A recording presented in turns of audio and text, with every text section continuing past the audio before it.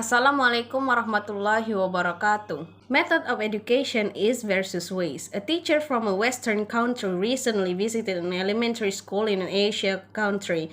In one class, she watched 16 young children as they learned to draw cat. The teacher drew a big circle on the blackboard and 16 children copied in their papers.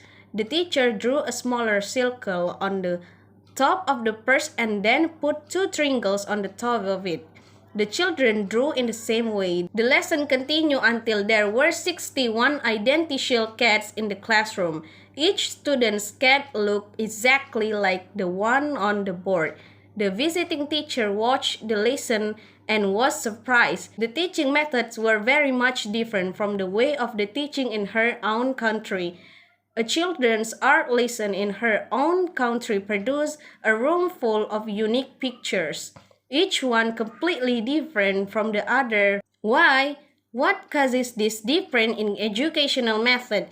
In a classroom in any country, the instructor teaches more than art or history or language. He or she also teaches culture, the ideas and beliefs of that society. Each educational system is a mirror that reflects the culture of the society.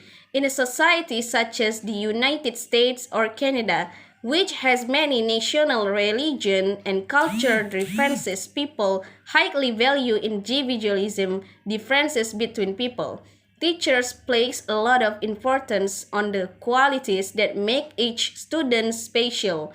The educational systems in this country show these values. Students don't memorize information. Instead, they work individually and find answers themselves.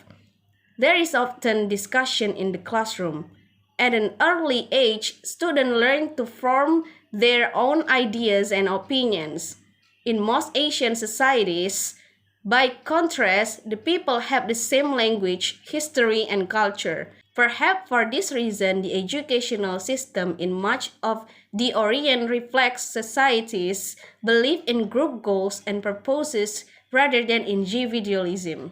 Children in China, Japan, and Korea often work together and help each other on assignments. In the classroom, the teaching methods are often very formal. The teacher lectures and the students listen. There is not much discussion. Instead, the student receive rules or information that they have memorized.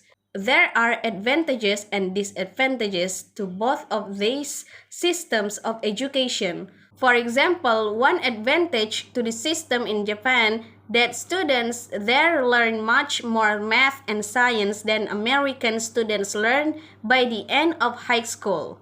They also study more hours each day and more days each year than North Americans do. The system is difficult, but I am a student of a society that values discipline and self-control.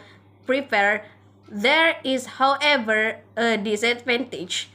Memorization is an important learning method in Japanese school, yet many students say that after an exam, they forget much of the information that they have memorized.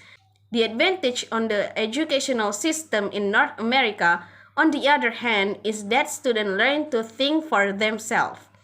The system prepares them for a society that values creative ideas. There is, however, a disadvantage.